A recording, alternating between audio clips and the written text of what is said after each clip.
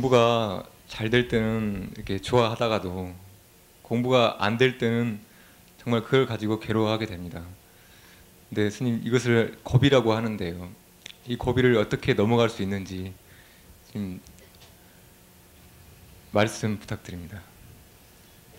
우리가 표현을 할 때 두 가지 표현으로 해보죠.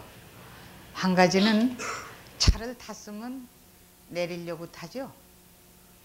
그죠?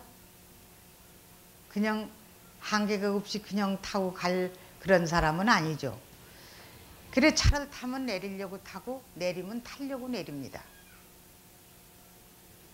어때요? 그 답답한 마음도 또는 어떠한 마음이 생긴다 하더라도 그거는 과거에 업식에서 입력된 게 나오는 거니까 그대로 상관할 게 없이 거기다 놔버리고 새 걸로 바꿔서 쓴다면 좋은 거고요. 좋게만 생각을 해서 거기 놓으세요. 자기한테 이익하게만. 자기의 가정에도 이익하고 모든 게 이익하게만 생각을 해서 놓으세요. 바꿔 놓으세요.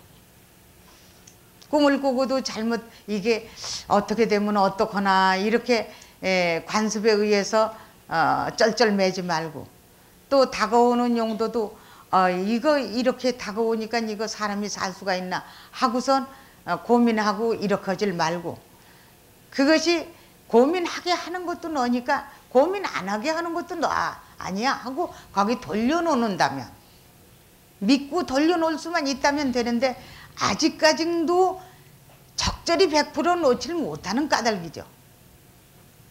놓는다는 건 믿어야 놓는 거지 믿지 못하면 놓지 못하죠. 우리가 걸음을 걸어갈 때 구덩이를 그 구덩이에 발을 떼놓을 수는 없죠.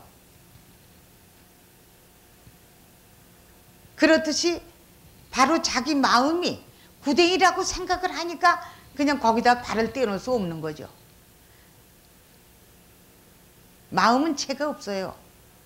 그러니까 모든 거를, 나쁜 거를 나쁘다고 생각을, 좋은 것도 나쁘다고 생각하는 사람이 있거든.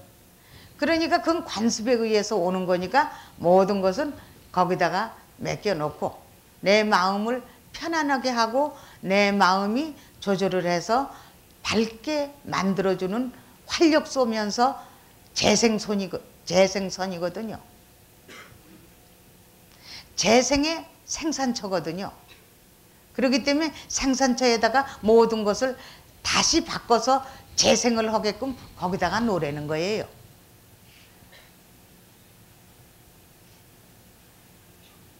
그래도 이해가 안 가요?